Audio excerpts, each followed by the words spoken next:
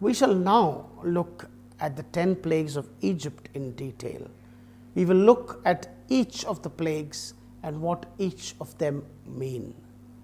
We revisit the 10 plagues of Egypt. God tells Moses that he is going to war against the gods of Egypt, that he is going to destroy the gods of Egypt. And this is the background to the 10 plagues of Egypt. Let us look at each of these plagues. The first plague that we see is in Exodus chapter 7, verses 17 to 18. And this is when the water of the Nile turns into blood. The Egyptian gods who are attacked by Yahweh are Num, who is called the guardian of the river source, Hapi, who is the spirit of the Nile, and Osiris. It was believed that this god Osiris, the Nile was his bloodstream. And we see that in attacking these gods, God defends his people. God makes war against the Egyptian gods and slowly brings them to their senses, brings the people to their senses. This affects everybody. Everyone is affected by the first plague. Nobody is excluded from this, both the Israelites and the Egyptians. However, the magicians of Pharaoh could replicate this. And so, God is slowly building up the climax in the book of Exodus. He is slowly starting with things that perhaps even others could do in order to kind of harden the heart of Pharaoh, to bring out the pride of Pharaoh, so that ultimately in the 10th plague, when he destroys the firstborn of Pharaoh, later on Pharaoh will follow his people into the Red Sea and be completely destroyed.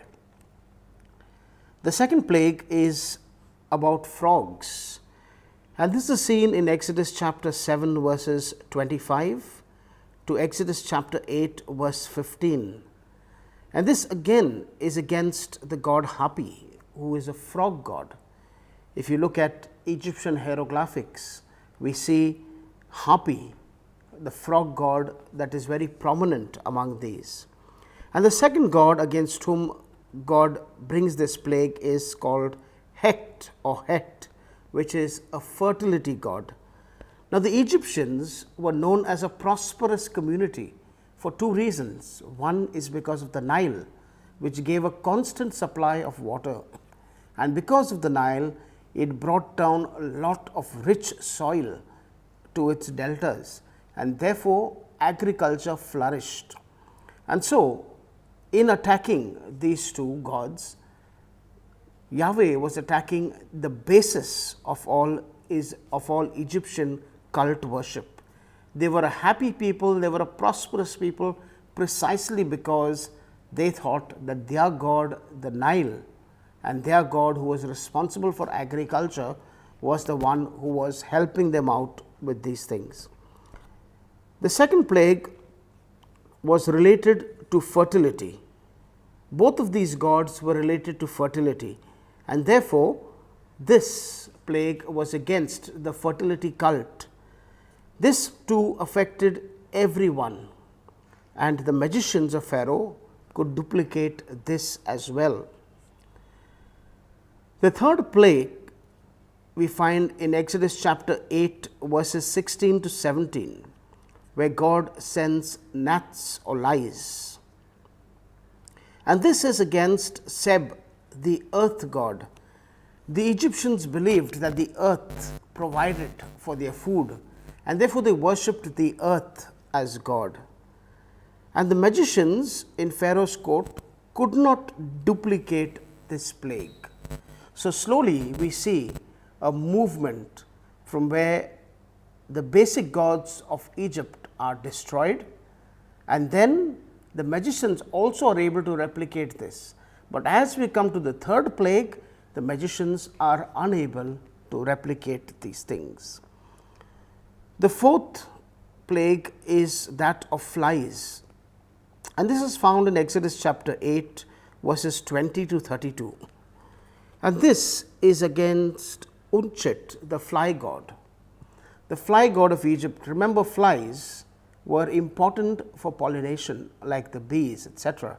All these insects were looked up as gods for pollination, and this now affects only the Egyptians. From the fourth plague onwards, we are told that these plagues affected only the Egyptians. They did not affect the Israelites. Why? We are not really sure, but scholars posit that the Israelites did not worship the other deities, whereas the Egyptians did, and so this was punishment against these gods and therefore against the people that worshipped these gods. The fifth one was the disease on cattle, and this is found in chapter 9 verses 1 to 7 of the book of Exodus. And this also is against different gods of Egypt that were associated with bulls and cows and livestock. And so these gods are Ammon, Hathor, Apis, and many other gods whom we do not know. But there were many other local gods that were responsible for bulls and cows and cattle, and they were worshipped as these gods. This affected property and livestock. Now, we see that from the basic thing, from water, the Nile, it moves to land, from land it moves to the insects, and now it affects property and livestock. So, we see how God is decimating Egypt and slowly bringing Egypt to its knees. The sixth one is against human beings who start getting boils, and this is found in Exodus chapter 9 verses 8 to 11, and this is against the gods Sekhmet and Serapis, gods of epidemics and healing.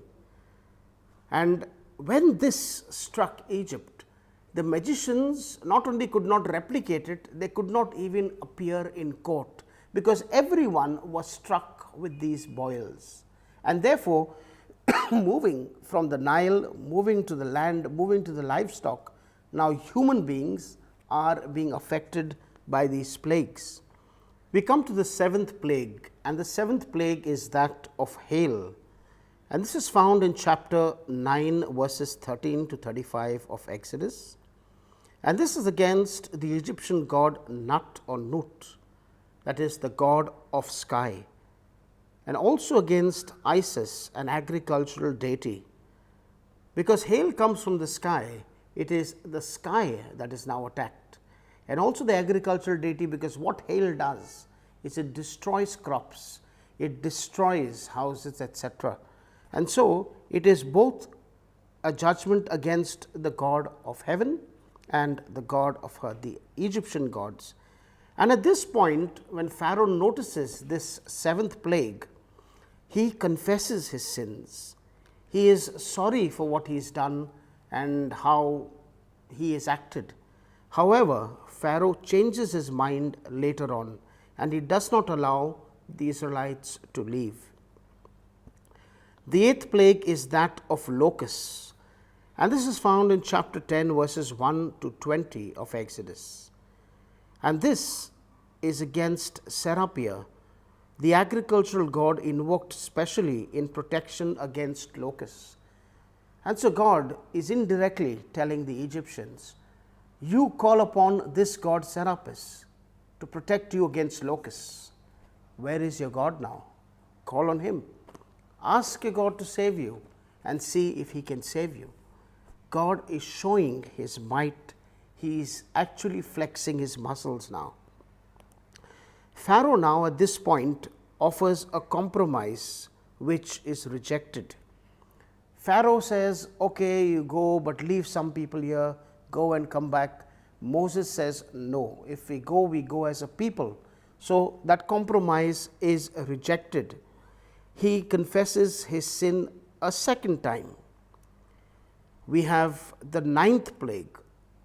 The ninth plague is that of darkness, and this is seen in chapter 10 verses 21 to 29, and this is against Re or Ra, the sun god, and Thoth, the moon god, because both these celestial bodies are responsible, one for lighting up the day, the other for lighting up the night. But both these are ineffective. There is darkness throughout Egypt, darkness even at midday. However, the Israelites who live in a place called Goshen experience light. They are not in darkness. And this is a clear indication that God is in charge. Yahweh is in charge of the day and the night, of the celestial bodies, everything. There is no other God but Yahweh. How else would you explain that the Egyptians are in darkness, whereas the Israelites are living in light? They have light in the day, the sun, and they have the moon at night. However, the Egyptians are deprived of both. And finally, we come to the 10th plague, which we spoke about, the Passover, etc. And this 10th plague is about the death of the firstborn. This is seen in chapter 12, verses 12 to 36. And this is against Pharaoh himself, who is the king god.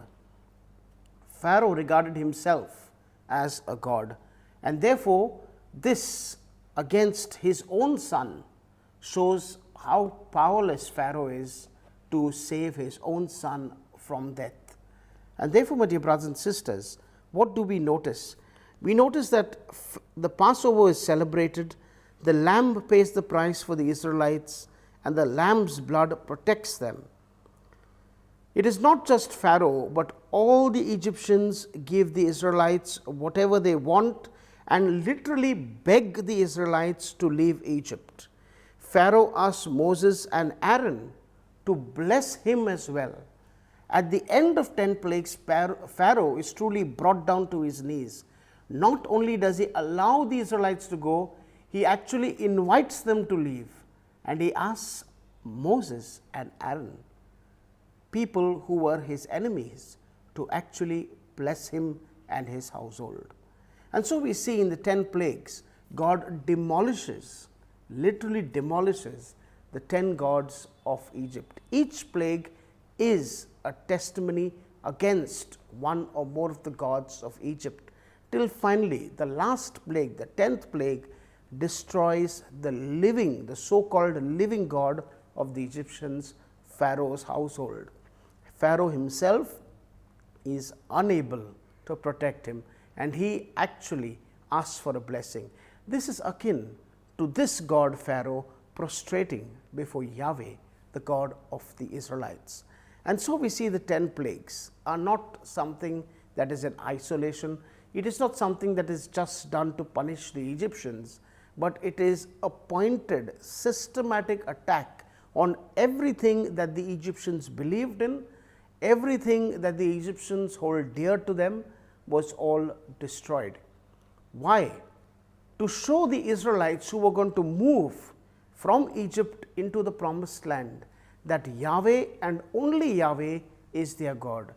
Secondly, to show Israel the might of Yahweh, that no one and nothing can stand before Yahweh, who is all powerful. And finally, when they move on to Sinai to make the covenant, they will recognize, and Moses will recall all these things, God who brought you out by stretching out his right arm, his strong right arm. He brought you out of the land of Egypt. He brought you through the Red Sea, and finally he has brought you here to make a covenant with you, because he wants to be your God and he wants you to be his people.